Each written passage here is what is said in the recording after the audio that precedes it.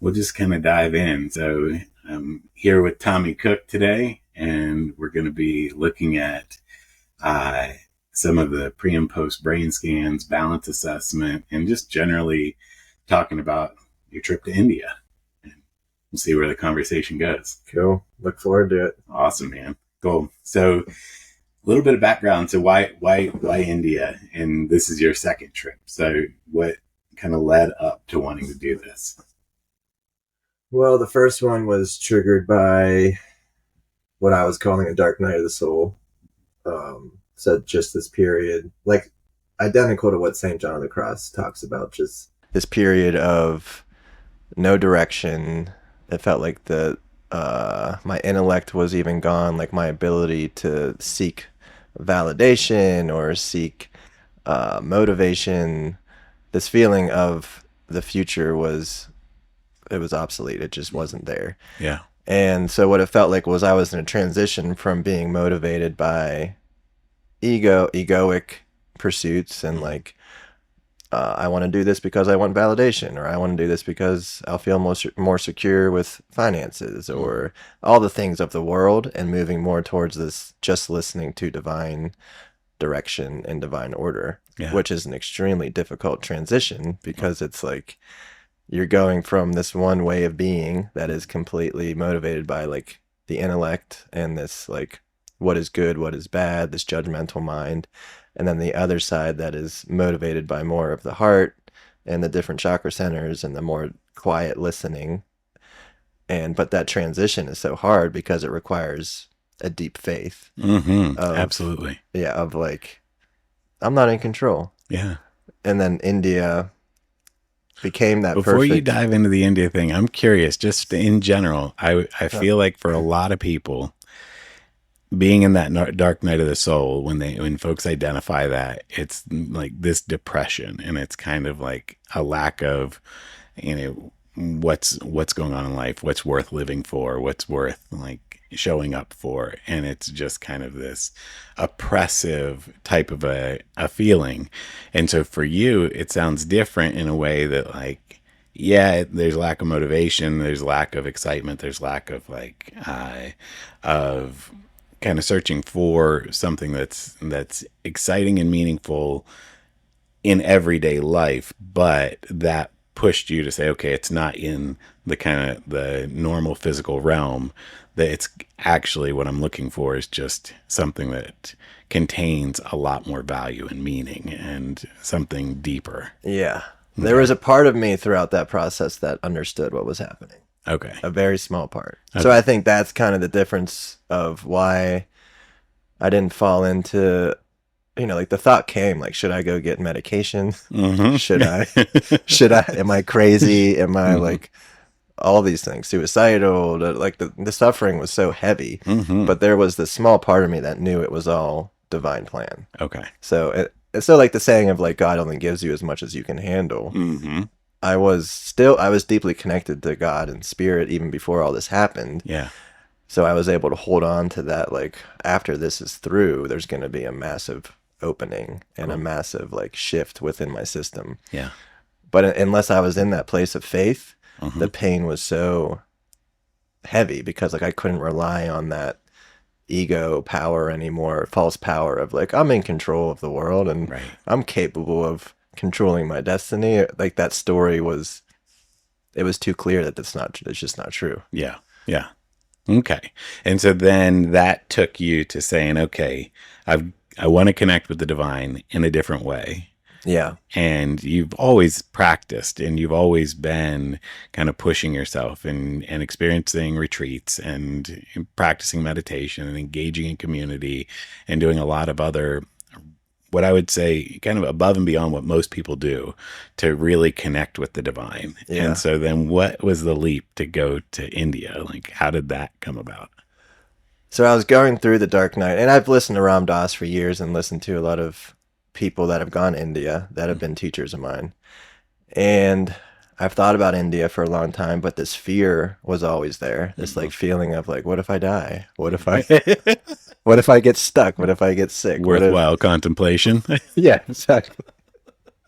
not knowing that it would actually kill me in what in some form and Mm-hmm. fashion, Mm-hmm. with my ego and ways of being. But I was actually doing dishes because I continued doing service work, and I was doing dishes at this church. Um, and I was like in that dark night of the soul, and my body, my somatics were just completely numb. Like I wasn't feeling like big sensations or motivation. And then the thought of India came into my being, Mm-hmm. and I could feel my heart open. Okay. And then You just that was knew enough. It that's was where you like, need all to right, be. it's time. Like, what do I got to lose? Yeah. Because it was like the freedom in, I was in such a deep place, Mm-hmm. that felt dark, Yeah. that it was like, if I die, I die. Yeah. So Yeah. go to India. Man. And I mean, the first time I remember you bringing up going to India was back in like 2019, 2020, something like that. And I Usually remember, takes me about 4 years to do something. Yeah, that sounds right. I remember thinking like, and kind of in jest talking about like, well, like everything you're experiencing here, you're going to experience there. And so like, Yeah. how is India going to be the transformative Oh, yeah. factor? A lot of So people said that same thing. I'm sure. Yeah. So what would you say? So you went the first time back in August. Is that correct? Yeah. And Well, it then was May. May. Oh, Yeah. okay. Okay. I got back in August. Okay. Man, you were gone that long? No, I was in Pittsburgh. It was like May to July. Oh, Yeah. okay. Cool. And so during that time, like you get there, you start settling in. Did you know people? Did you know where you were going? Did you just like show up? Like, what was your Well, I mean, God really set me up. okay? Because I set the intention, and then I have friends in Nashville that have been to India. Mm-hmm. They connected me with people in India, and this one guy, Avi, reached out to me, and he was like, I wasn't even looking for a guide. I didn't know what I was gonna do. I just bought the ticket and was like, I'll figure it out. Like you do. And then, yeah, but then like that's what I'm learning more and more like through this experience too of the last year with India is to set the intention, Mhm. pray, and then let God do the rest. Mm. And this guy reached out to me, Avi, and he was like, I'm gonna take you around. Like it's probably not a good idea for you to go around India alone your first time. And I was like, yes, that feels a lot better to have somebody come with me. And it was just me and him going, I mean, we were taking all different kinds of trains, all different kinds of buses, going to temples all over. So I got like not like the tourist, not just like the touristy exposure to India. It was very Sure. much like places where I was the only Westerner, Okay. and for days I wouldn't see another Westerner in some Wow. of these places. That's awesome. Yeah, That's really cool.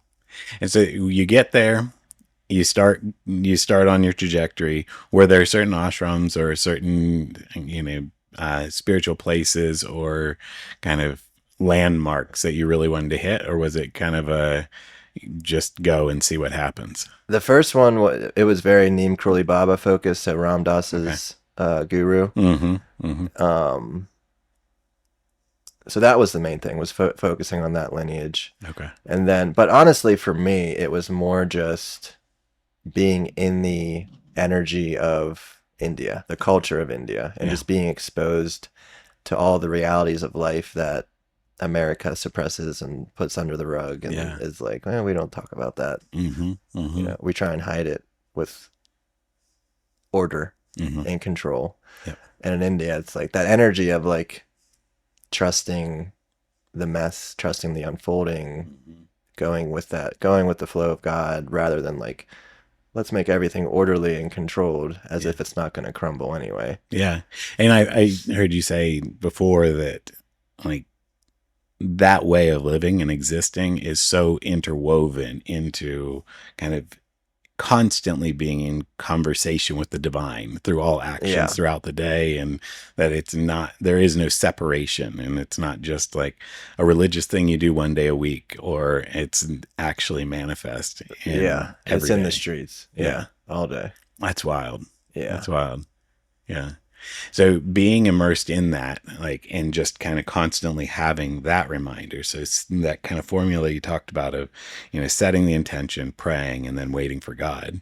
Did you start to actually like set intentions daily and kind of being in that energy, seeing things unfolding more rapidly? Or was it just kind of a haze and just kind of bathing in the entire experience and then waiting to see what comes out? Well, it was interesting because I used to have hypochondria pretty bad, like Mm-hmm. where I would be concerned about like heart attacks and panic attacks, Mm-hmm. and it kind of went away in America. Mm-hmm. But when I went to India, A little some of that overwhelming. residual stuff came back, Mm-hmm. and it was almost like God really wanted me to confront my fear of death. Okay. So it almost felt like I couldn't outthink it. I couldn't WebMD it. I Mm-hmm. couldn't like. I didn't want to tell somebody next to me like I might have a heart attack. Right. Just be Don't careful. mind me. Bring me to the hospital in India. So it was like putting me in these uncomfortable positions where the only way I was feeling peace and relief was if I let myself be okay with dying. Okay. And then Yeah. I would start crying and have these tears flow through. And a lot of times we were at temples where like I would bow down and Mhm. like pray to whatever deity or whatever guru was like in that particular temple and just feel that like sensation of surrender and that sensation of I don't need to be in control of if I live or die. Like Yeah. like trusting that I will take care of myself, Yeah. whether I'm trying to control everything or not. Absolutely. Yeah. Yeah. It's funny. It's a superficial experience in comparison, it feels like. But I remember when I was a kid, I would be riding with my mom generally, and she really liked coming up fast behind people and then hitting the brakes. And I remember constantly being in this place of tension and like constantly just Yeah. like locking my muscles down. And then one day I was like, that's not going to do anything. Like, I'm just going to, I'm going to hit the dash anyway. Might as well just be relaxed. Yeah. And the moment that I let it go, it was fascinating how so many areas of my life all of a sudden no longer carried stress or weight. And so that idea of surrendering into that discomfort and into death, in this case for you, that brings about all of this freedom and that Yeah. there's no tension with it any longer. And so all of the things that are fear based have a chance to just melt away. Yeah. That's really cool. Yeah, that's a good well, especially for driving in India, that's a good correlation too. Because that's a big part of it is like the driving is so different that you have to just be like, they know what they're Bob and doing. weave. Yep. If I was them, I wouldn't do that, but Yeah. it's not me. But they know what's up. Yeah. Yeah. Yeah. I feel like that's true in a lot of different countries. When I was down in Jamaica, it's very much that way. And buses coming full on straight at each other, nobody slowing Yeah. down, and you just split at the last second. Exactly. Yeah. And It's just like somehow that. it works. Yeah. Different wiring of the brain when Yeah. driving. That's crazy. So then so you get to this place, surrender, you end up kind of having some of the hypochondria come down. Some of that begins to relax. Did that give you more clarity, more presence, more ability to then engage on a different level? Or was it like, did that lead to the ability to tap into greater insight? Or was it, again, just the surrendering allowed for things to percolate? I would say the whole first trip Mm. that didn't come like it's still because I mean that's why I went back Yeah. because when I was returning back to Asheville I could still feel like I'm still in this void that feels directionless Mm-hmm. and still in this like I don't know what I want to do. I don't know my next purpose. My like the meaning wasn't there, and I had ideas, but like the motivation and clarity and Mhm. like faith to expand and like Mhm. take action still wasn't present. Okay. And I knew that I can't force it. Like it's not like I can be like, oh, just try harder, just motivate yourself and Yeah. be good and all the stuff that our culture tells us, like just do good. Mm-hmm. It's like, Mm-hmm. it doesn't really work that way. At least not for somebody designed like me. Right. And And I would say that it probably doesn't work well for most people, yeah, especially if you're looking for something that has greater purpose. But yeah, the moment that we attempt and the moment we attach to something and try for something, we're eliminating millions of possibilities that our intuitive self could naturally kind of process and then put on the smorgasbord of the buffet in front of us to choose from. yeah, And that in the moment that we get into this, I need to push through this, it's going to generally have the opposite effect of what yeah, we're looking for. yeah. It's felt in the nervous system for sure to Yeah. be forcing something. Yeah. So, yeah, to answer that question, That happened more the second trip. Okay, Yeah. cool. Because I got back, I was trying to like build on some stuff, build on work, which things started happening, but I could still feel that I was called back to go to Mhm. India for the Kumbh Mela and to visit some places that I wanted to visit that I didn't get to the first time. Cool. And the Kumbh Mela, for folks that might be listening and don't know what that is, it's a massive gathering, right? Yeah. Cool. Massive gathering, astrological alignment. That's This particular one only happens every 144 years okay. because Wow. it's the Maha Kumbh Mela, which Okay. is like the great Kumbh Mela. Cool. Um, And what's the expectation for like, and I feel weird even using the word expectation for folks that are going to just kind of show up for an experience like this, that is there something that they believe that is going to happen from it, or is it just something I know I'm meant to be there and I need to go do this thing? I mean, it's definitely like a symbology of cleansing, Okay. cleansing the spirit, cleansing the soul whenever they go into the Ganges Okay. during that particular alignment. Okay. And I mean, culturally, it's just like this massive thing. Like anytime I tell an Indian, even in town, like even in Asheville, that I went there, they're like, "You're so privileged to Wow. have." And then I'm like, "I didn't deserve to go there," because like the feeling that they have is like this, like It's that's like the massive. soul's mission almost is to be able to make it to something like that. Wow. Cool. And it is like this, they're the gratitude for somebody like me, a Westerner. I feel grateful to be there, but being that I was born in America, like I can't really feel Fully feel the fully gravity of feel it. the gravity. Yeah, exactly, because they were born and Hmm. doing the rituals, and All of the yeah, narrative of it, all their the story wiring that is enter. something Hmm. I can't get to this lifetime Yeah. because Yeah. of the way we're wired as kids. Yeah. That makes sense. That's awesome. So you made it for that and got to experience that, and you got to get in the Ganges Yeah. and go through. Is it something where you're going? Is it led? Is there other people that are like I think of Protestant Christian like baptisms and like and No, it's not that like kind of thing. that. It's just you I mean, go there's and tons of rituals with fire going on, and people are and flowers, and there's a lot of different rituals people do hmm. to like let flowers go in the Ganges, and different like cleansing with fires, and with also with milk. Okay. Um, so there are different ones, and people will try and come up to you and do it for you, but Hmm. they expect you to Pay them. pay some Yeah. money if they Hmm. do it, and a lot of times they won't tell you that they expect money until after it's done, but you learn that pretty quick. Yeah. Yeah. That's just part of, and like there's like tons of kids running around trying to put paint on your head. Mm. So it's just such an alive. I mean, once you Yeah. learn how to hold boundaries and say no, Yeah. it's just part of the experience of all this happening. So It's so beautiful. yeah. That's really cool. Awesome.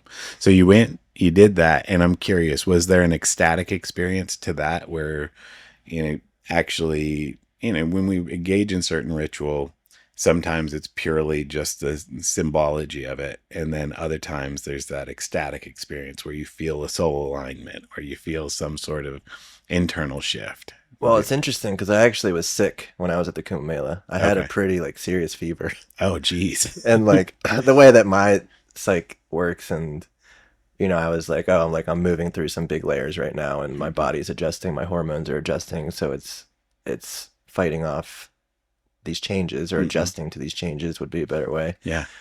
And it was probably like everybody was coughing there too, so it was probably some sort of sickness as well. Sure. A little bit of both. But Mhm. for me it was more just like I feel like recognizing now what the trip did for me rather than in the moment being this, because there were some like fears that I even faced, like going, like as Westerners are always like, don't go in the water, like it's dirty, and Mhm. so I was Mhm. like, am I going to listen to that, or am I going to like go Just in embrace it. and trust? Yeah.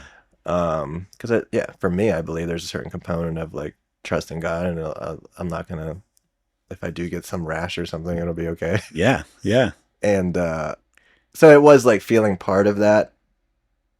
Yeah, feeling a part of that Hmm. was a major thing, and just facing my fears of like going in, like not like even part of me was like being one of the few white people in this crowd of like am I worthy of going in there? Sure. Am I deserving to go in there? Like all of these thoughts come up within this culture where, like I said before, like who am I to be coming in here doing this? Absolutely. Because I don't know all the, Hmm. and it's, yeah. So there's facing that stuff too and being embraced. Because in India, for the most part, 99% of the time, I've been totally accepted and embraced, Yeah. and they're actually excited to see Westerners Wow. practicing. Oh, that's really cool. Yeah, That's always something that I struggle with anytime I'm engaging in a practice that's outside of my primary cultural lineage, if yeah. you will. And that, Which like, we don't it's have any in America, so no. And so it's like, am we I got to find like, one. right? Yeah. That's dropping into whatever you're called to and just showing up with respect and with kind of openness. And it seems like that's the only way to really engage it. Yeah. And, but I definitely have had that same experience where it's in the back of my mind of, am I allowed to engage and partake and be a part of or share in this experience? And am I pulling something from it or devaluing it in some way Mm. because it's not a cultural experience that I was raised into, and kind of the uh, not even just the cultural appropriation, which is a huge part of it, Yeah. but then the other side of it of like what Joseph Campbell talks about with uh, whatever the religious practice or ritual that you were born with and born into and raised from as a kid, that is ultimately going to be that foundational frame of reference for spirituality and in the grand scheme of things. And you can jump into other religions and you can jump into other spiritual practices, but it always ends up kind of coming from that lens of whatever that initial spiritual connection was that you had. Yeah. And so, is there something, and even similar to like phonemes as a kid, that if we don't learn certain sounds before we're 2 years of age, we can't speak certain languages. And Huh. so there's some folks that I work with that are from Denmark, and that they've tried so hard to get me to actually be able to create this like almost throat noise when you say certain words that just don't have, because I never practiced it at that age. And Yeah. so I always kind of get into that with spiritual practices as well, of like, I think I'm saying this word correctly, but I know you're hearing it completely differently, and I just can't even attune to it. And so, am I doing that unintentionally on a spiritual level? So, Yeah. anyway, tangent, but Yeah, you have to get, yeah. It's yeah, like for me, like I had to get past that point of like, if they judge me, who cares? right. Yeah. Yeah. I'm just gonna let it flow anyway. Which was a big part. I mean, it was a big part that like would stall me and keep me from being like just letting things flow through. Yeah.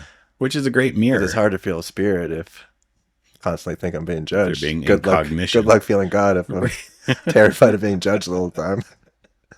Very true. Very true.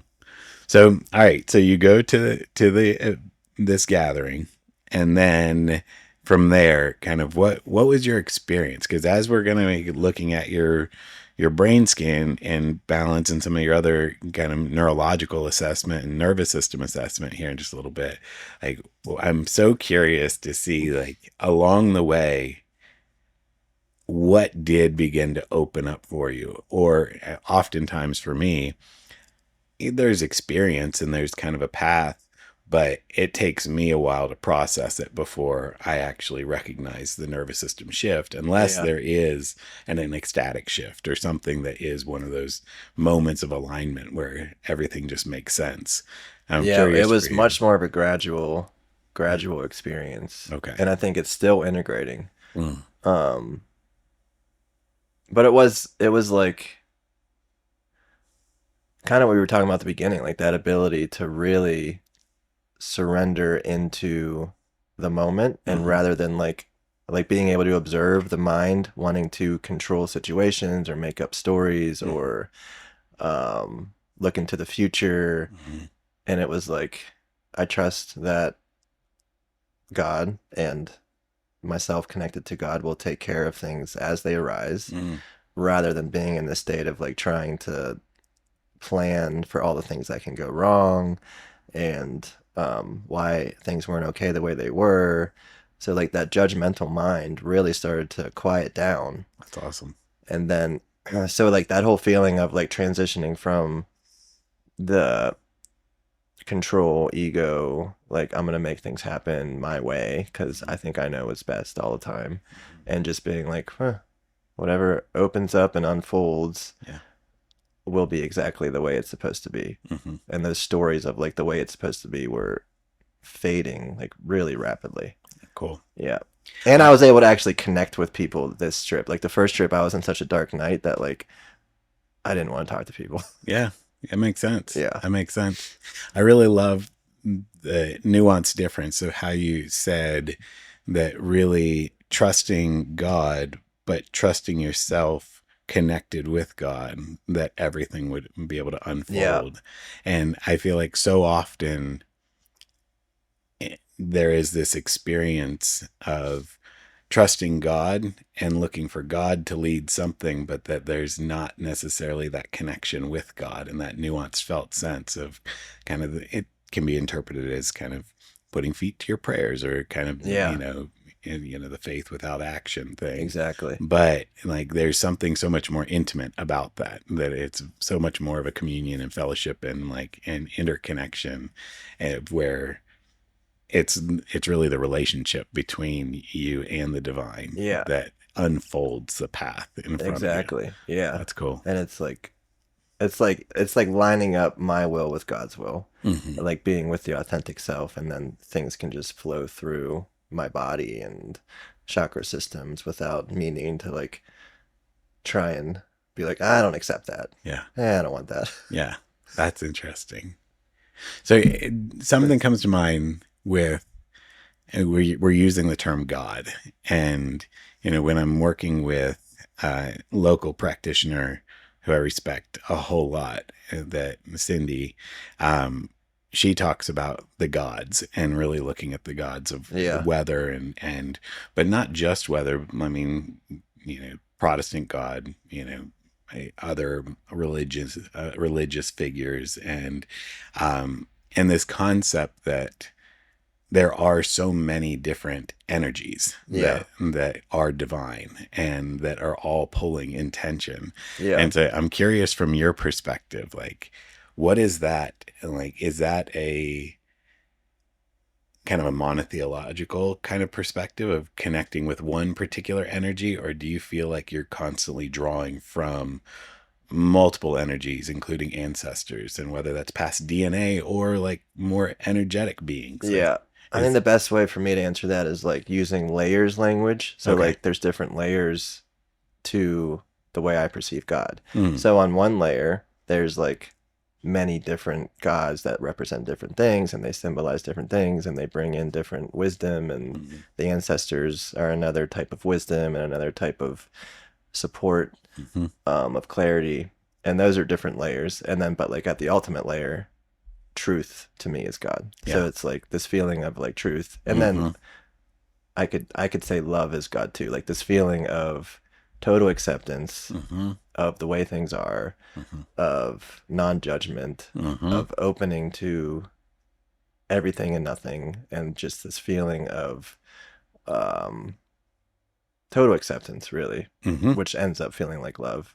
Yeah. And those are just words. Yeah. We can't really put a word on it. Sure. But if Absolutely. I was to put it, because like, so I don't dismiss all those other deities and all Hmm. those, but there is something that they all are part of too, to me. Absolutely. Like Yeah. there's an all Yeah. encompassing, and then there's, just to make sense of it more, we like to put it into different categories and different layers. Yeah.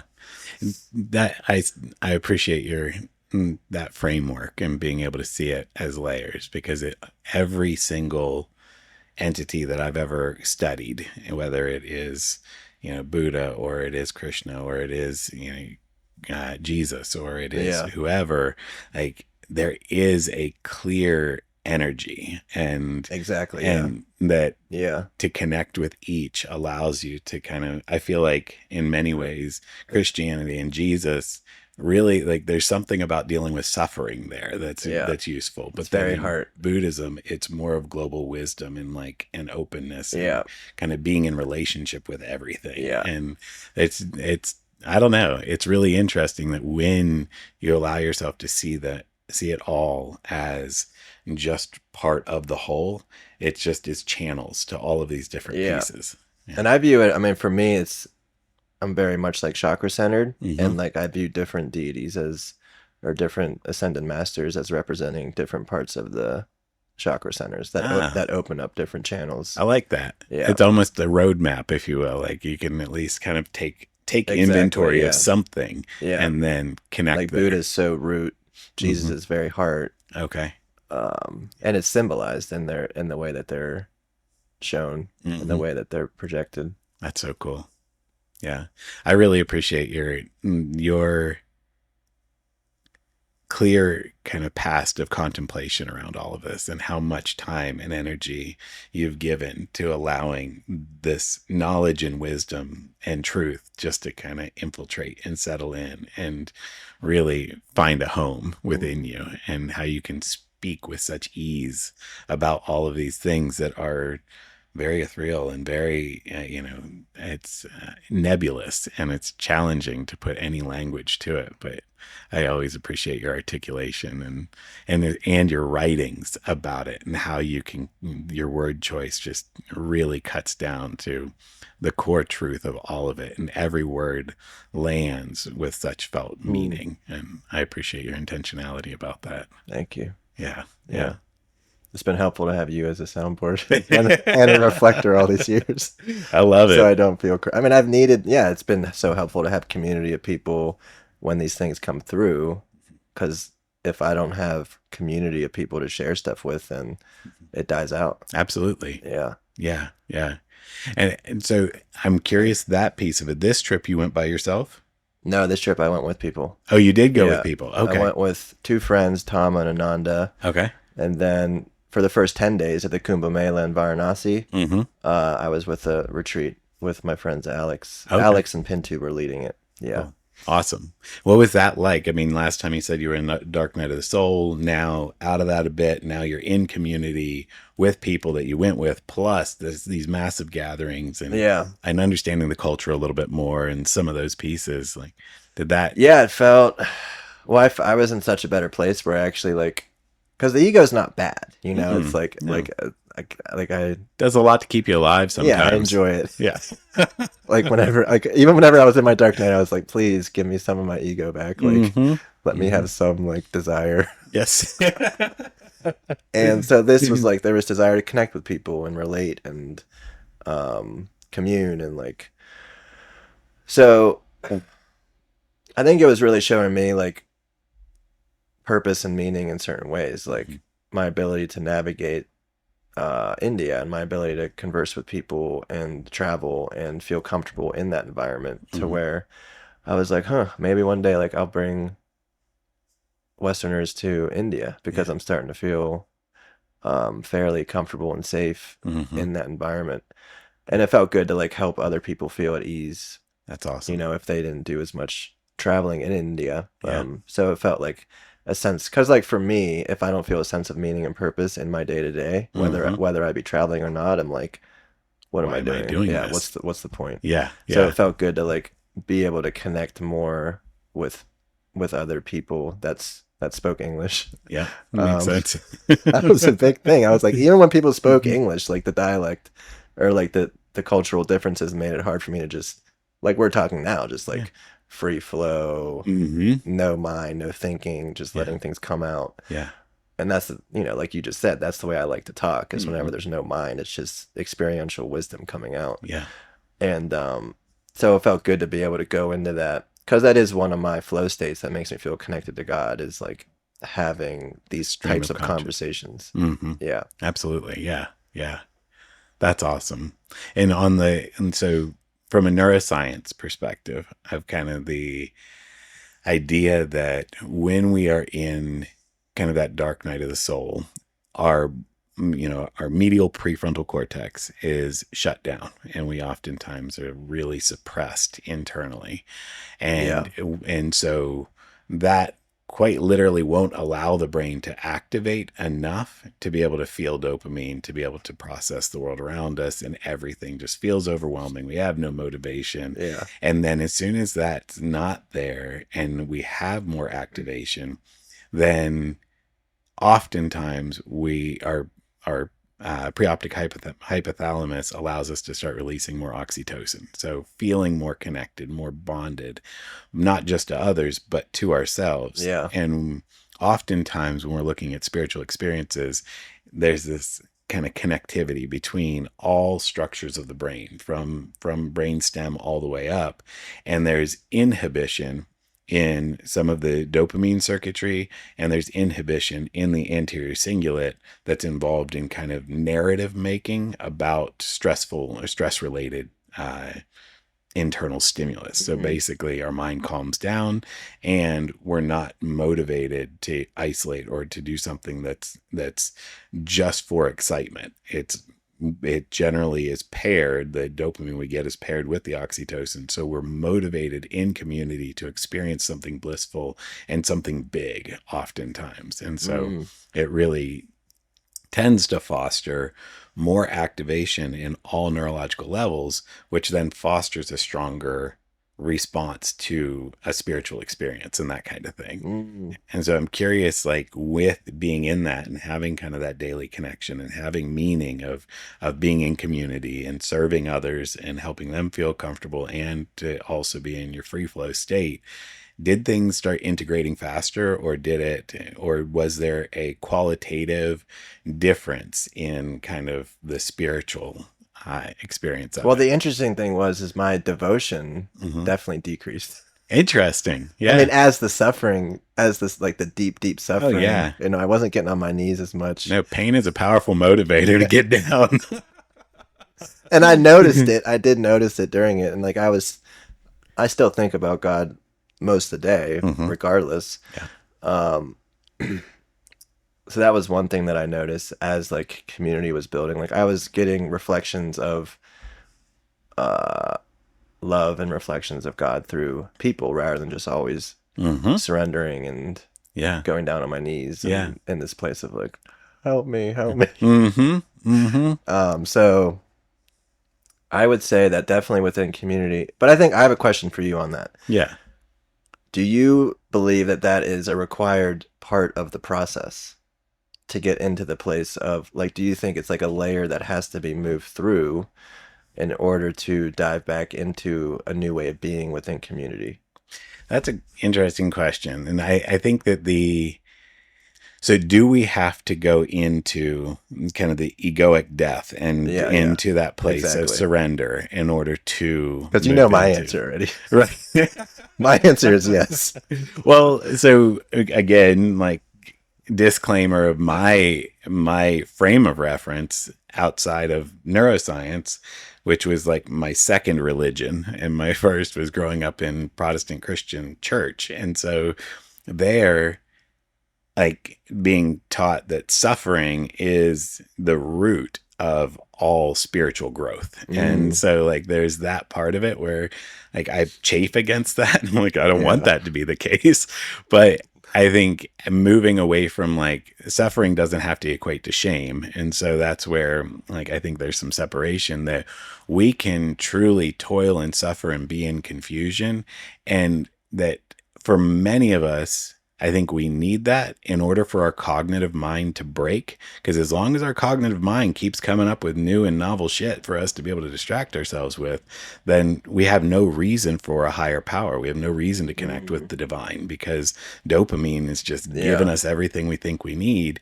And until we hit that breaking point where it's like either exhaustion because we quite literally burned down a lot of the neurons and a lot of the neurotransmitters and a lot of the norepinephrine, adrenaline, all these neurochemicals that allow us to stay in that. Yep.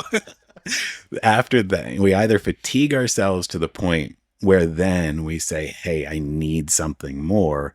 Or like for the more fortunate, they're the ones that get bored and recognize that there's just not much meaning in that life and they don't fully burn themselves down. Okay. And so my thought is that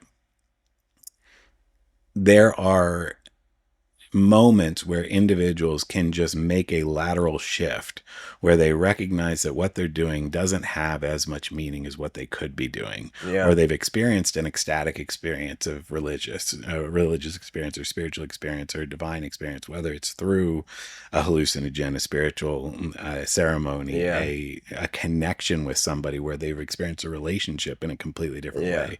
That I think that allows for pretty significant shifts.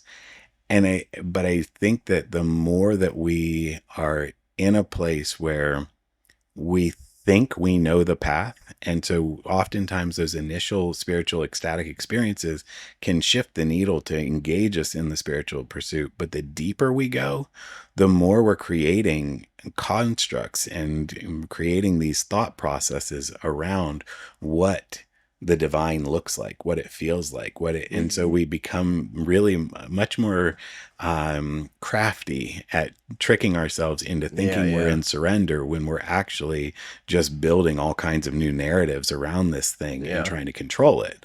And so I think the deeper we go, the more we go into this suffering state in order to be able to purge some of that, because it's not as obvious. Like the early stages of it are like, I'm going out and shooting up heroin, and like now all of a sudden I've felt meaningful connection, or I've kind of had a glimpse of like that I have purpose outside of that and I need to serve others. Great. Now I'm only drinking every day, but Yeah. I'm not shooting up heroin anymore. And that is a pretty solid spiritual shift. And it's also, and then as it gets down, our behaviors shift more and more in alignment with integrity and with the divine. And so it's more and more nuanced to the point where we have to have something that embellishes that internal conflict enough for us to see contrast, and that the more we're on the path and the more we're getting onto that narrow path that every religion talks about, and we're following that golden thread, Yeah. we have to have something that creates contrast. And so I do believe that in the beginning, it doesn't have to be a massive, like, dark night of the soul event necessarily. But as we go and we're getting into that place, that it does tend to get more and more profound. Mm. The suffering does. Yeah. But with that, you're carrying all of these other skills Exactly. of Just like I and said, God gives resiliency. us as much as we can Absolutely. handle. Yeah. And we can handle 100 times more than we think we can handle. Yeah. And that I think that's a really cool buffer as well. But as soon as we do start to, I know when I went through my divorce a while back, that, and not knowing if I was going to have my son and have Cormac with me, and not knowing what was going to happen with the house that I Yeah. had poured my heart and soul into building by hand, and to the sheep dairy that I had built up, and all of these things that I built up, that All that dopamine. all that dopamine that gave me a sense of purpose and accomplishment, and that I had done something. Getting somewhere. And you're right, yeah. And all of a sudden it was like, I don't have any rights to Yeah. any of Yeah. it potentially. And that in that moment where I recognize it, similar to the recognizing of like, or surrendering to death, then it was so freeing. And now every time I have an experience that reminds me that I don't actually have any control over a situation, it takes off so much responsibility. It doesn't mean I'm not showing up to it anymore, but like I get such a sense of peace Yeah. whenever I finally get back to that place. And so the suffering it doesn't last as long, and it seems to be something that is countered by these really amazing moments of clarity and just kind of coming back into relationship with the divine, and just that intense groundedness and feeling at home, and that feeling of love and feeling of oxytocin. And yeah, so it feels like to me that even if the suffering is there, that the intensity doesn't last as long, and there's such a incredible uh, reconnection and rewiring and restructuring of our entire brain, nervous system, and the more our ego kind of can just float in and out, and it ends up being something that we watch from a metacognitive perspective of like, here's this character that's coming back up, see you later, and like, and we don't have to be attached to that ego response or ego control. Yeah. Oh, that's my thought on it anyway. No, yeah, that Yeah. feels in alignment with me for sure. Yeah. Yeah. Do you, and for you, do you feel like there's a certain level of suffering that you deserve to feel in order to actually experience something divine? Or is it just that like you just toil with things until something shifts? I feel like I've definitely been working with that part, the part of me that felt like, because like being raised Catholic, I had Mm. that same like almost like you have to feel shame and feel like you're a bad person in order to change your behaviors. Mm-hmm. And I think that like there's been a massive shift in that for me. That is almost the complete opposite. It's like a lot of this uh feeling that I need to suffer to feel connection with God has been around this like I'm bad Mm-hmm. narrative. Like I Mm-hmm. am inherently bad. Yeah. Yeah. And I need to like cleanse that Mm-hmm. in order to feel connected to God.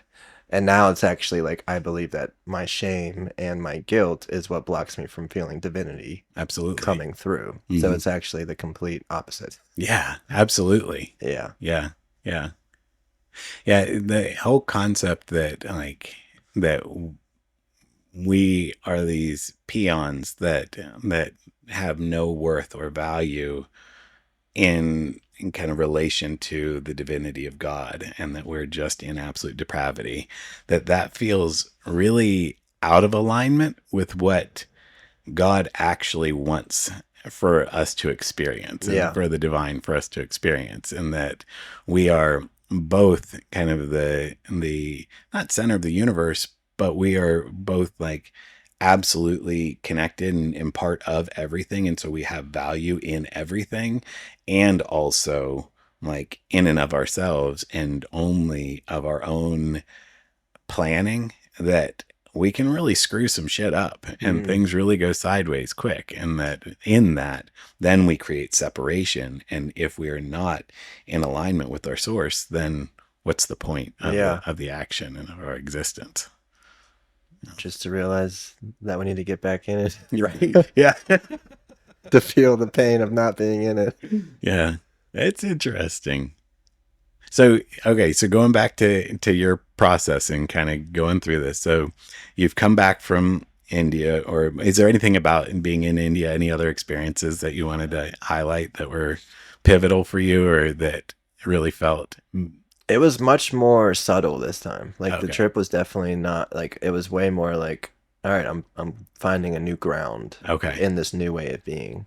that's Cuz cool. like you might be able to add on to this, but like I could feel that I was going through such a spiritual shift the first time, or like a new way of being, and like rewiring my brain. Like it Hmm. almost felt like everything like melted and like reformed. Yeah, yeah, And I could tell my hormones were even changing, and I my bet. body had all these reactions and all these like rashes and all this stuff. And like there was an intuitive part of me that was like, oh, like my hormonal chemicals are adjusting to this new way of being. Isn't that cool? Yeah. It was not cool when it I was mean, it doesn't happening. feel It great, was but uncomfortable. I that. was like, this rash is weird.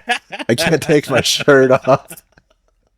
But like there was an intuitive part of me that was like, oh, like clearly my body and chemicals are adjusting to this. And like I don't even know if I've used this language yet on this during this talk, but Hmm. like it's like the difference between like reaching Uh huh. for something Yep. outside of me for relief Yep.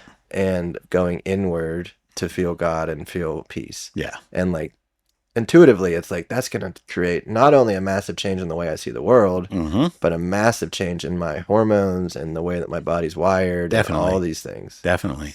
Yeah. It's so there's a few things that kind of came to mind that, you know, when we are in a place of suffering and we find kind of separation from that suffering and we're moving towards the divine, that it's whenever there's a lot of contrast, when there's a big disparity between kind of where we are and where the divine is, that Yeah, there's this massive shift that can occur. that's what happens. But when we, and the closer that we are to that, that it's just little subtle shifts and it's little tweaks that continue to allow us to be more and more integrated. Yeah.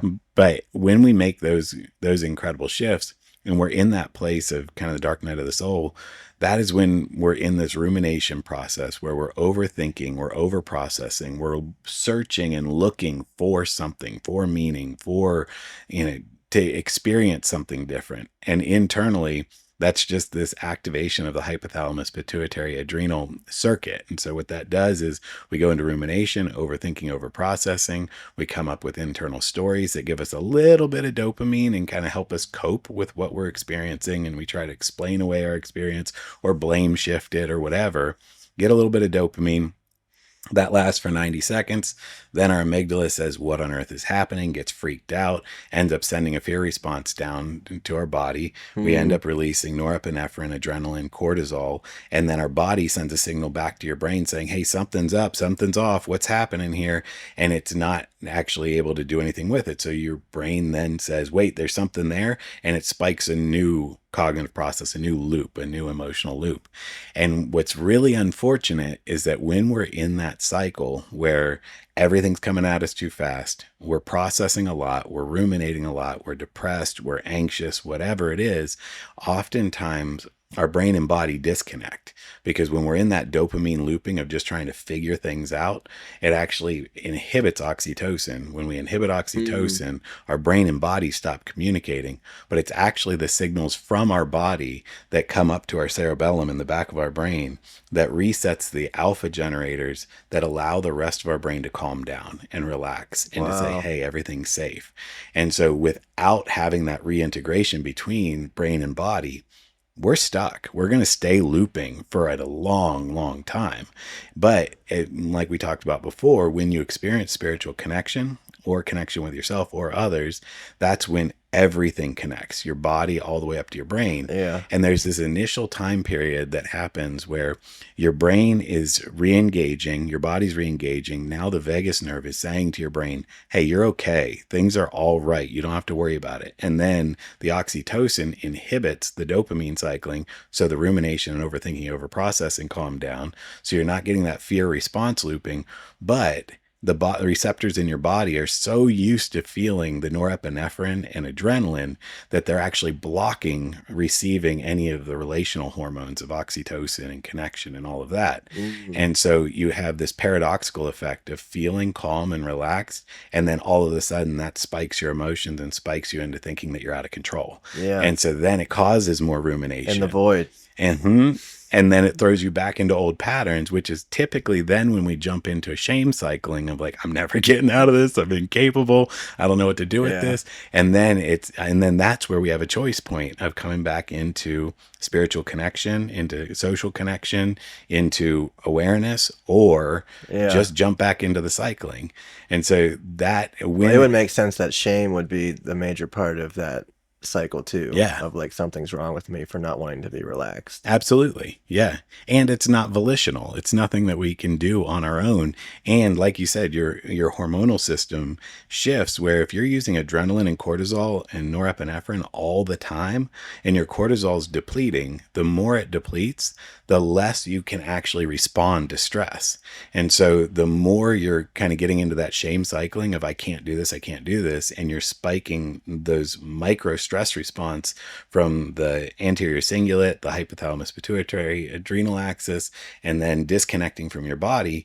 Now you're just putting yourself into more and more of a state of not being capable, and then reinforcing that internal narrative of I'm not good enough, I can't do this. Yeah.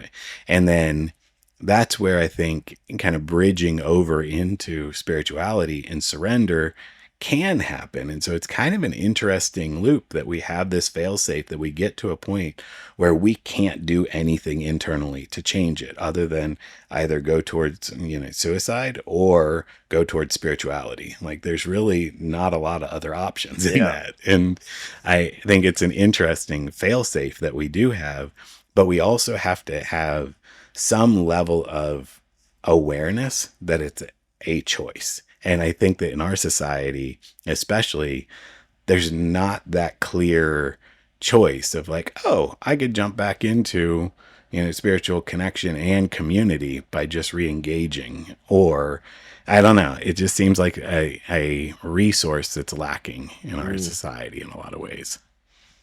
Yeah.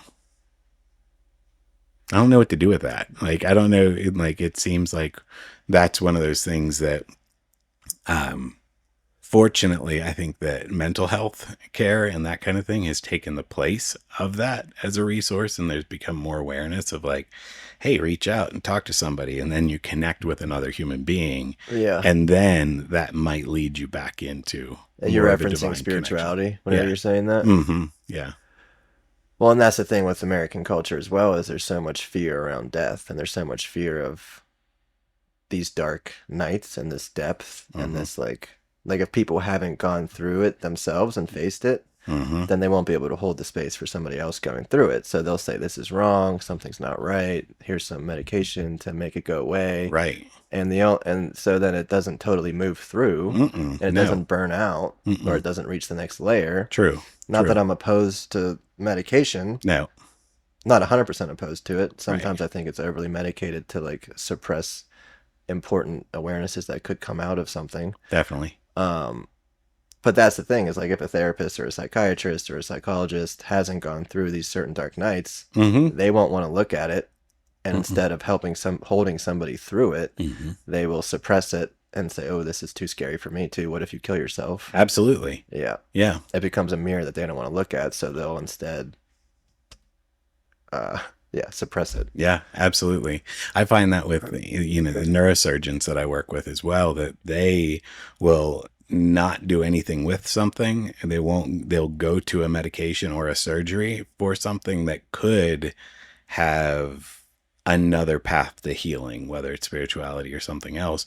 But if they don't engage in that, then they lose their license and their livelihoods attached to it. And so like there's all of these boards and insurance and everything else that's completely locking them Yeah. in to making these decisions, because everything has to be evidence based, and it's Yeah, funded exactly. and through a pretty central Exactly. vein. So It's a fear-based system. It's that wild. doesn't look to spirit or No. or God. no. Yeah, Nope. and liability based. Yeah. Yeah. And then, it's interesting because going to this conference this past weekend, we're looking at where's the intersection between faith and mental health. And that so many people that I've spoken with at some of these conferences that I talk at, that they are saying, like, they come to me afterwards and kind of like sneak up and they're like, hey, don't tell anybody I'm taking medication. I know that God wants me to just pray through this. And like, Yeah, that's the and other side of it's the that. other side of it. That's like, well, no, it's a tool, and Yeah. the divine gives us the opportunity to use lots of tools. Oh And yeah, to help rewire the system and Mhm. create new pathways. Yeah. Psychedelics or medications. Yeah. Or just to get rid of the acuity of it so that you can stop for a second and then see what your choices are and then reset and then taper back down. Cool. Exactly. Awesome. Like Yeah. there's lots of options with it. Yeah. So, I don't know. I feel like that's a deep well we could dive into. Yeah, that's for another season. Yes, absolutely. All right. Do you Let's want take a look. Should we go ahead and dive in? Yeah. All right. I'm going to go ahead and turn this heater off real quick. Okay.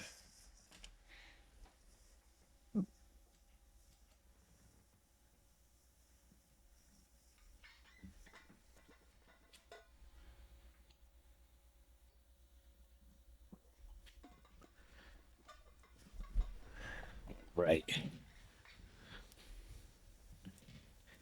All right. So let's take a look. So we've got your first brain scan up here on the screen. And so if anybody's unfamiliar with these types of scans, these are looking at the electrical flow of the brain. And so what we're looking at is the brain's an electrochemical organ. You can measure through kind of the chemistry of the brain. You can measure the structures of the brain. You can measure the electricity of the brain. And so this is looking at the different patterns of the brain and the electrical currents, and then comparing it to an age normative database so we can see what areas are overactivated or underactivated. So anything that's up towards the yellow, orange, or red is overactivated. Anything down towards the blue or green is underactivated. So here in this first one, what we have is the absolute power. That's this entire row here. And then we've got delta waves, theta waves, alpha waves, beta, and high beta. So in the delta waves here, this is associated with sleep. And oftentimes when we're seeing a lot of frontal delta like this, that there's a whole lot of suppression happening of cognitive processing, of kind of emotional regulation, being able to intentionally pull yourself out of an emotional state.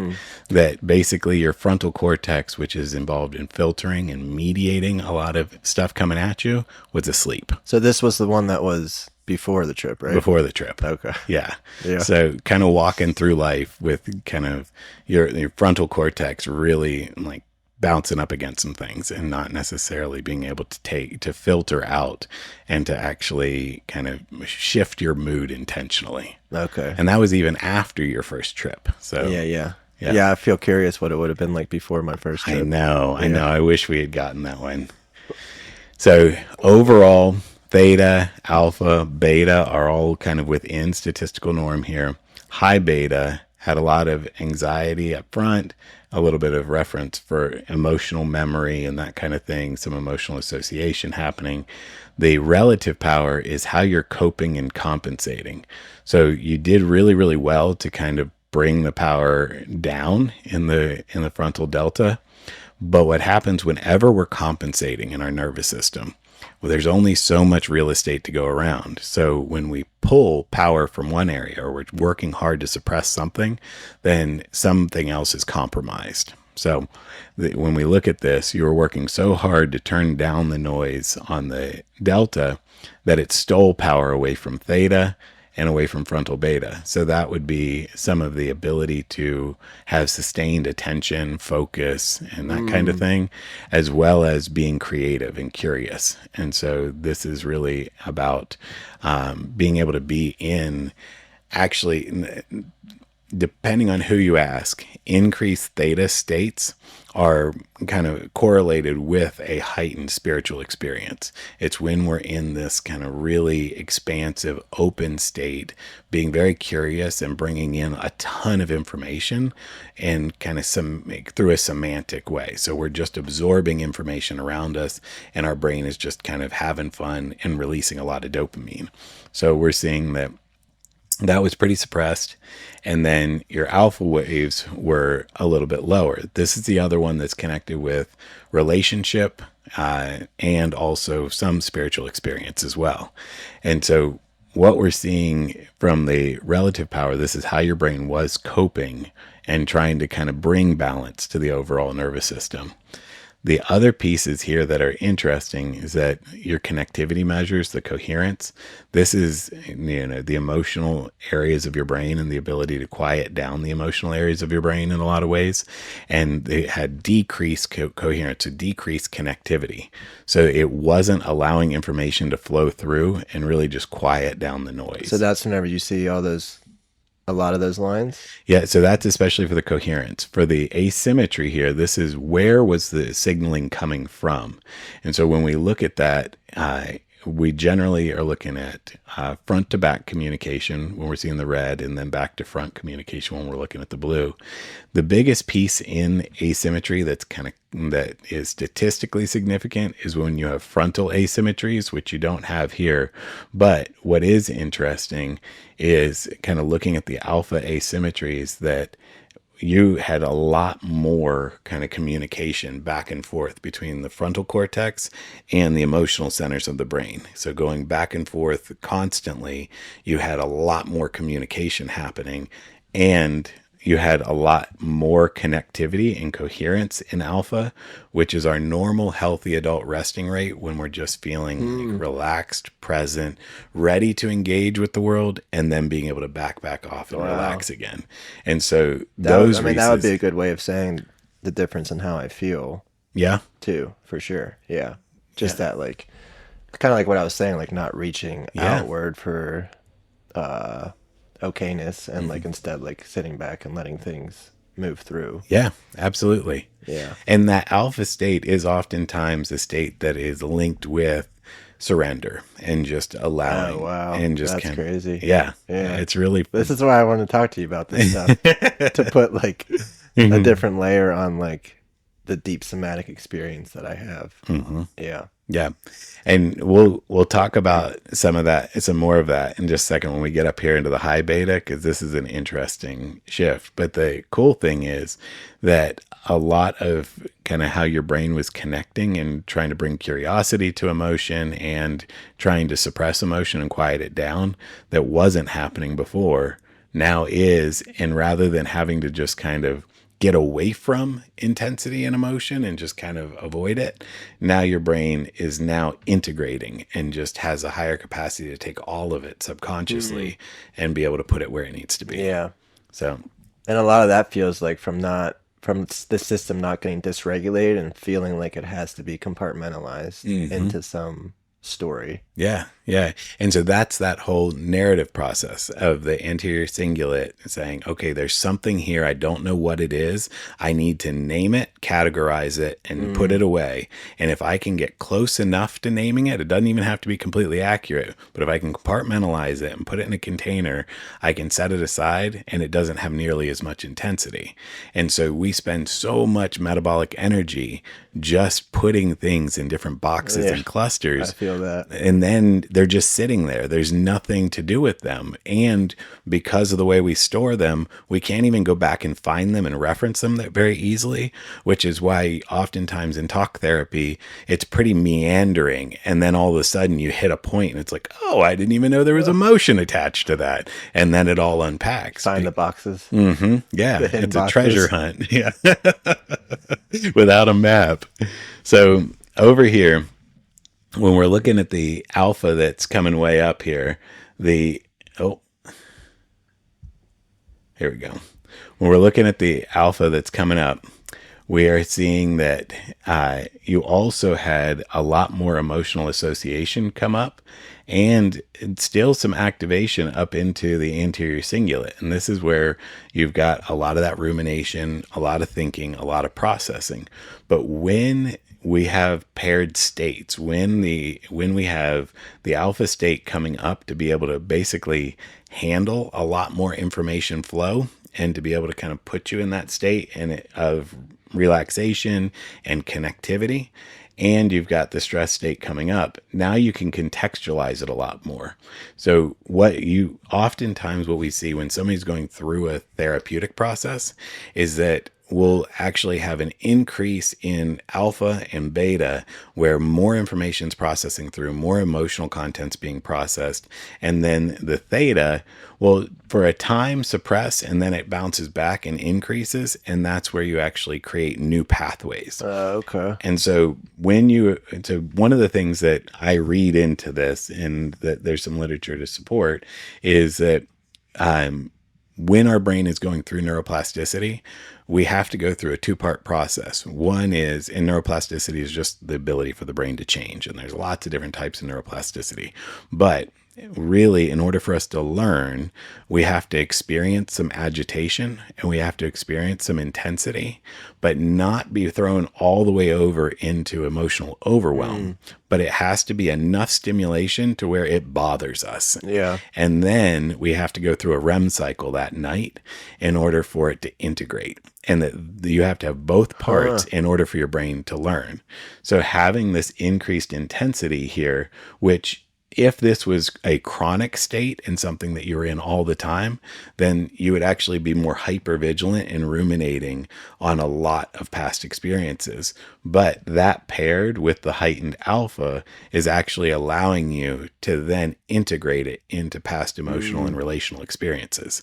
So it's all kind of coming together for you to be learning from these experiences Okay. and, yeah, just So it's constantly like merging processing a new through. reality to Yeah. have it make some sense. Yeah. Yeah. Huh. And then to have this hyperconnectivity like this, that's basically meaning that you are using a lot of your brain connected together. When one area fires, everything's firing together. So we often see more integration with that. Mm. What wires together fires together? That's right. Or what fires together wires? I guess it That's could go right. either way. Yep. Yep. Yeah. So what's the difference between this one and the second one in that same? So in the alpha, you had some connectivity that was happening there, and you had some decreased posterior. And so this was really to not have to feel a lot of the emotional content that was coming up. And so we saw that on the right posterior, that settled out. The left continued to stay there. And that's generally when we see it up here in kind of the amplitude, um, power, the in more of the power spectrum, that's going to be kind of rationalization, justification, rationalization and justification. And so seeing that suppressed there may contribute to decreased rationalization, but overall the increased connectivity between the frontal cortex, meaning making areas of the brain, the language areas of the brain, and then back here to the parietal lobe where we actually process a lot of emotion, that all of that is really incredible to see. Now, in the long run, generally you don't want to stay in that state forever, because that means that when one emotion fires, everything's firing. But when you're reintegrating and you're also in this experience of novelty and kind of reconnecting with yourself, Yeah. it's great. It's awesome. But that's the cool thing about our nervous system, is it's so interconnected that if you were dealing with this, but you were blocked in your sensory system and you weren't getting information flowing from your body up to your brain, then that could contribute to a rumination pattern that would actually get overwhelming after a little while. But what's kind of cool to see here, let me see if I can just pull it up easily,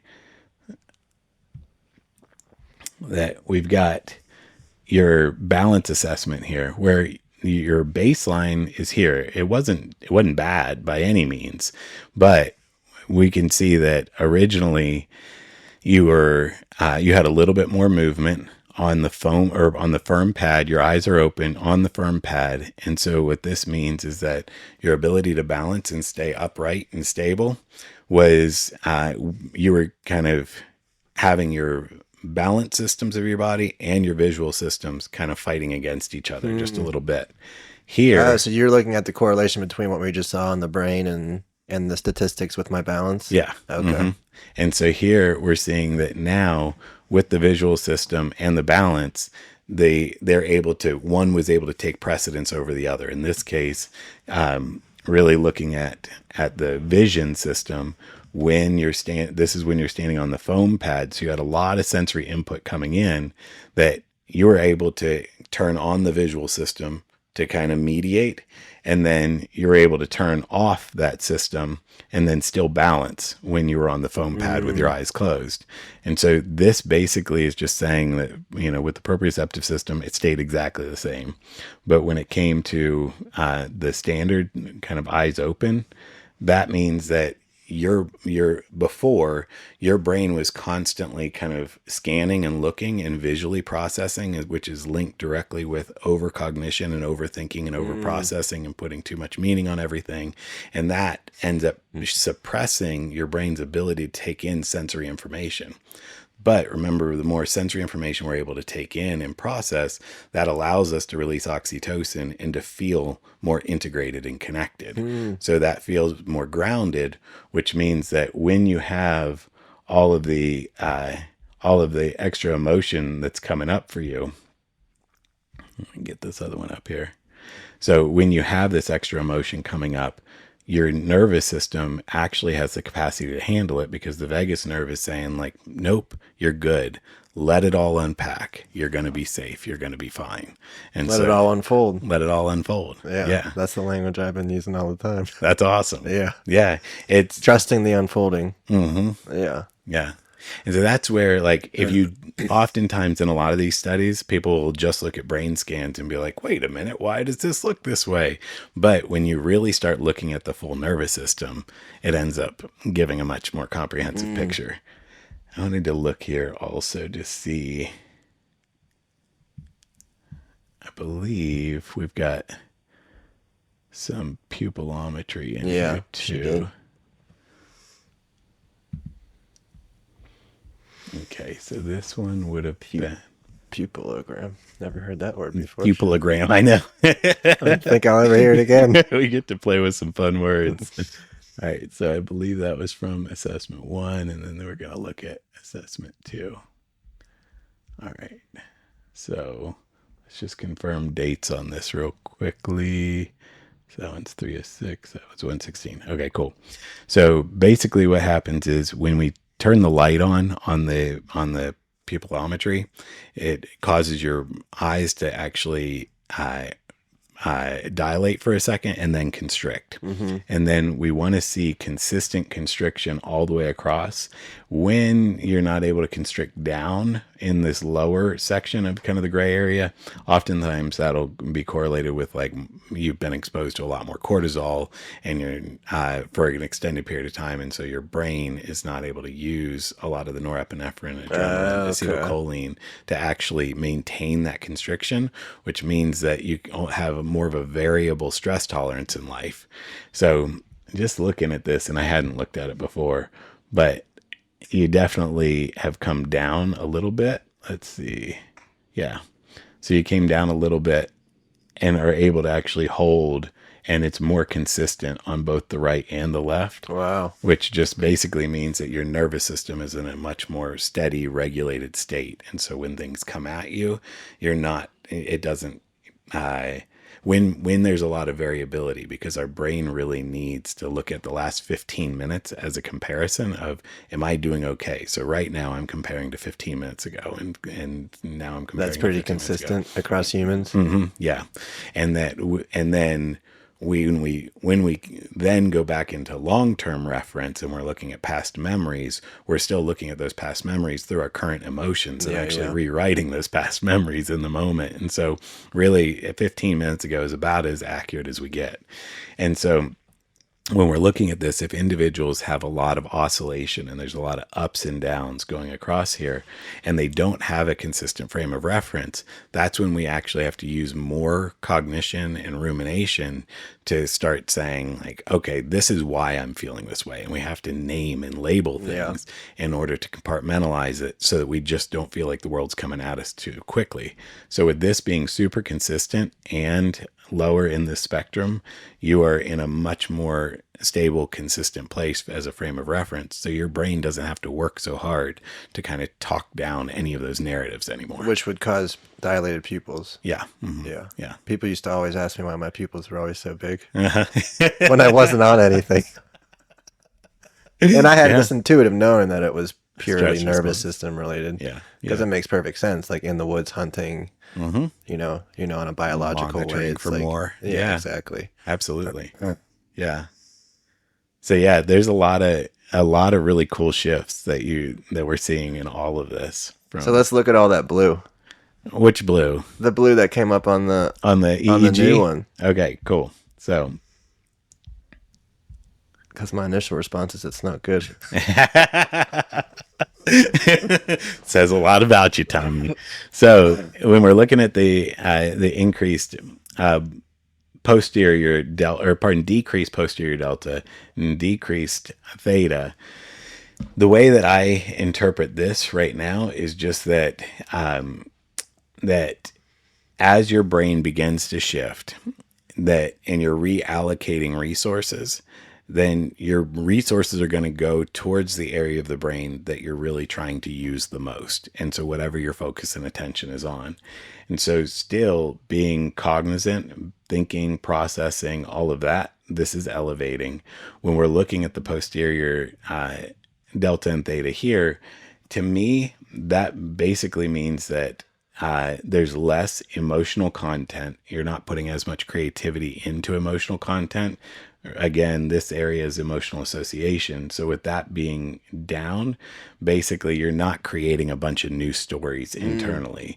And this is the speech production area that oftentimes when we have a lot of rumination, overthinking, overprocessing, this is where we're arguing with ourselves. I'm laughing because it's just so, like, it's so accurate in the sense that, like, now, like, I can feel like I'm almost almost consciously pendulating and being like, I created too many stories before, Mm-hmm. and now I'm not going to create any stories. Mm-hmm. You know, Yeah. it's like now it's like I'm like, hey, I'm not going to create any stories at all, Mm-hmm. even though like they could be useful sometimes. Sometimes. Yeah. But so it makes perfect sense that that's coming in that way because I even notice with my thoughts throughout the day of like the mind wanting to latch on to a story. Mm-hmm. And I kind of take that back. I don't think I like any stories, Yeah. but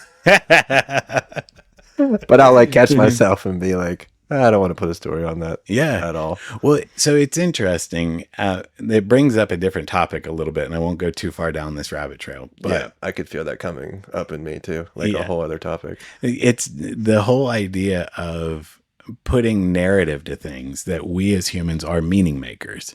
And so when something doesn't make sense, we naturally want to either just create a story, Yeah, like way back in the day when we would just create narratives about yeah, germs were spirits, and whatever, we just called it yeah. whatever It's was 11/11. controllable. It's 11/11. Yeah, that's right. That's right. I still do that. So if people were really focused on 11/11, would that be triggered or Uh-huh. more lit up? Yeah. Hmm. Okay. Yeah.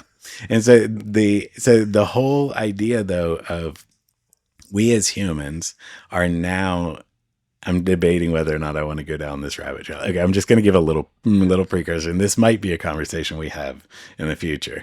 So I was talking with one of the developers in my tech company, Yeah. and as I was talking with him, he was talking about the power of fire, the symbology of fire, and the kind of symbolism that we carry, and how it still affects our neurochemistry significantly, and that we drop into more of a theta state. We do drop down into that alpha state when we're You're talking about around actual fire, not around simple. actual fire. Okay, yeah. But also in virtual reality, the same thing happens. And so it doesn't even have to be a real fire. It just is Oh, like in that, yeah. So having the light on in the camper here, that it's doing the same thing. And so he was talking about how humans are this pyrogenic species that adapted from just eating raw meat and all of that to then creating fire and cooking their meat over the fire, which then offloaded a lot of our metabolic energy of digestion onto the fire, because the fire broke it all down and also killed off a lot of foodborne illness. So our gut didn't have to hold as much of the metabolic load of killing off parasites or just accumulating parasites. yeah. And so then we fast forward, and now we're in this place where we're starting to use a lot of technology in our lives. And we're now becoming this technogenic species where we're offloading a lot of our cognition, our memory, and other data usage onto technology. And so there's this interesting kind of thought that's been percolating for a little while now of looking back in the day when people started shifting over into being a pyrogenic species and using fire, were all the elders of those tribes like, guys, what are you doing? You're gathering around a light source so the lion can come eat you? Like, what's wrong with these people? Or you lazy people that are just sitting around talking and just cooking food over a fire? Like, what were the like negative narratives? Just like now we're saying technology is all about dopamine seeking, and it's all Yeah. about like, and it's degrading our memory. We went from being able to remember 10 digits 100 years ago to now it's an average of 6. Like, great, everybody's memory is going to go out the window. And so we're looking at all these things, but is that a problem? Like, really, if we are moving technology to a place where, like computing, we're going into quantum computing now, and they're playing with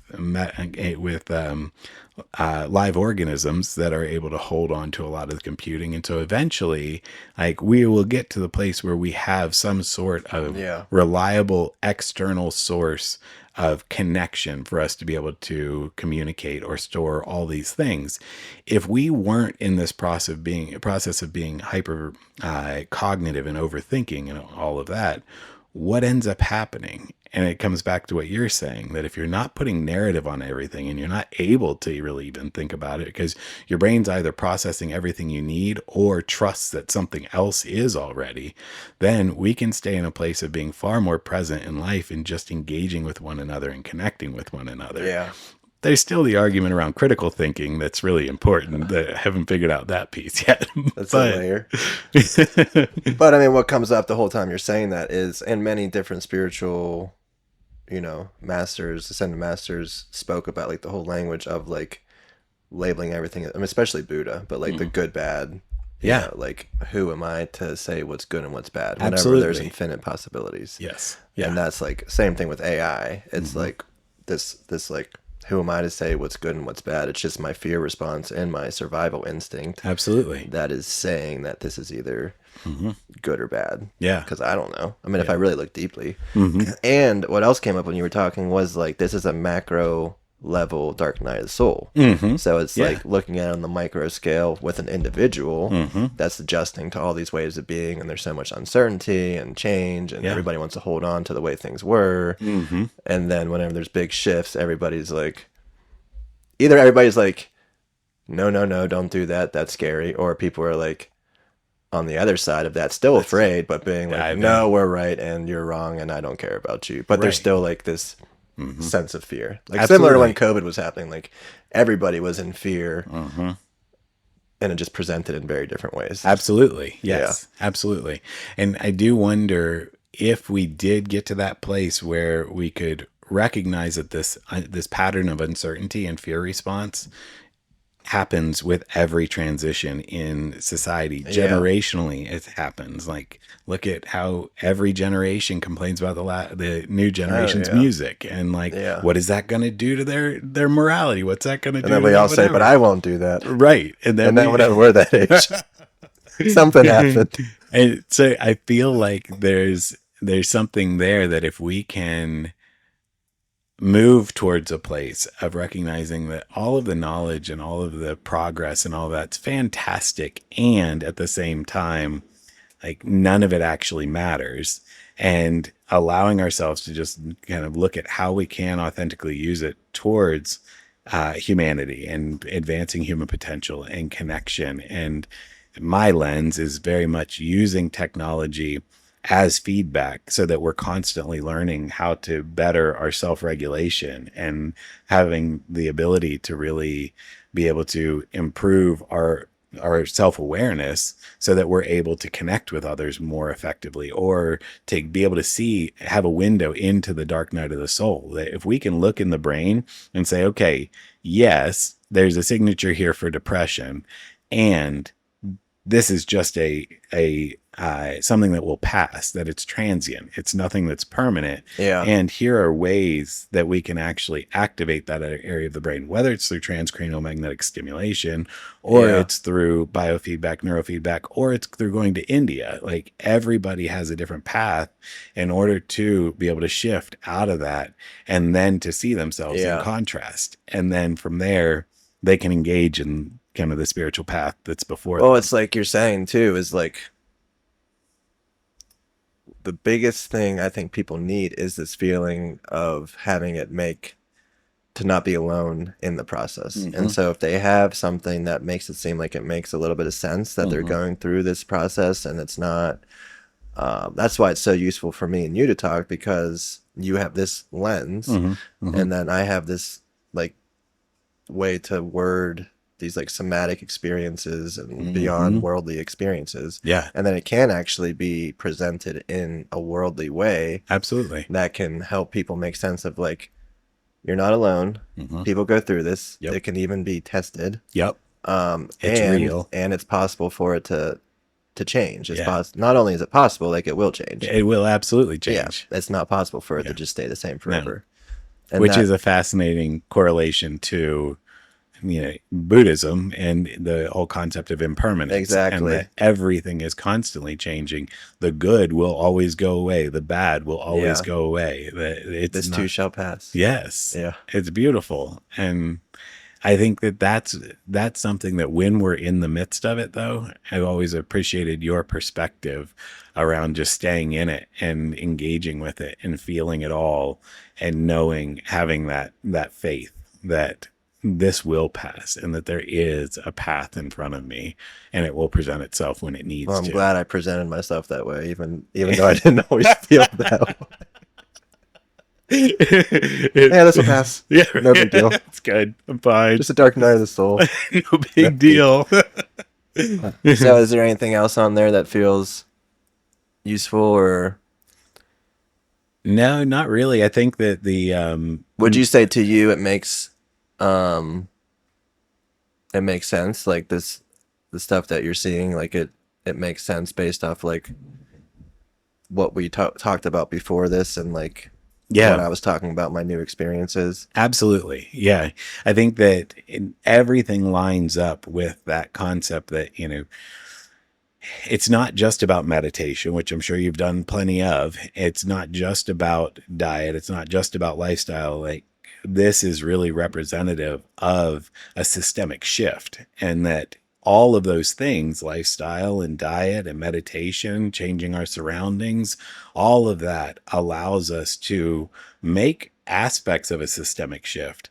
But what we're seeing here is where your brain went from really not being able to filter everything that's coming in. Your sensory system was shoving a lot of information at you, and your brain was trying to make sense of all of it. And so going into this over processing, over activated state, and then through this entire spiritual process that you've been on, now there's more of a reconnection between your brain and your body, and things are filtering in a more meaningful way. Yeah. And now you're over into oxytocin and more of this interconnection between yourself, your brain, and your body, which allows you to experience the world in a slowed down way that can come in as your brain needs to process it. And then there's no need for these extra narratives. So it all lines up with Wow. kind of what that process is. Cool. Yeah. Yeah, super helpful. Awesome. Yeah. Thanks for talking through all this stuff. It's Oh really good to yeah. have this It's conversation. Yeah, it feels like I'm glad that we yeah, I mean, like before I went it was just like an intuitive thing of like this would be a perfect time to do a brain scan Yeah, and talk about it after. absolutely. Yeah. Well, I appreciate you letting us show your brain on wherever this will be seen as well, and for folks Yeah. to be able to learn from it if it's part of their journey. Do you want to share it all about sensorium and Oh, where you sure. guys are located, and I guess that'd be useful, huh? yeah. Yeah. So, a lot of the work that we're talking about here with the neuroimaging and kind of evaluating the nervous system through the pupillometry and the balance assessment, and also through primitive reflexes and a number of other things that we didn't even dive into here today. We do that at Sensorium Neuro Wellness, which is a program in South Asheville that allows us to, use all of these sophisticated imaging technologies to identify where in the nervous system somebody's symptoms may be coming from. If they're coming in with depression, anxiety, sensory integration stuff, ADD, ADHD, dementia, Alzheimer's, whatever it might be, that it can all show up in as similar symptoms, but coming from very different areas of the nervous system. So we take a look at all aspects of the nervous system, pinpoint where it's coming from, and then from there, really move into the more important piece of what's next. And so the what's next is drawing from over 20 different modalities of neurotherapies, hyperbaric oxygen therapy, soon to be cold plunge and sauna, which we're really excited about having the contrast therapy in there. But really being able to pull from biofeedback, neurofeedback, virtual reality therapy, vestibular, proprioceptive therapies, all kinds of stuff to be able to target each one of those areas of the nervous system so that we can create meaningful shift.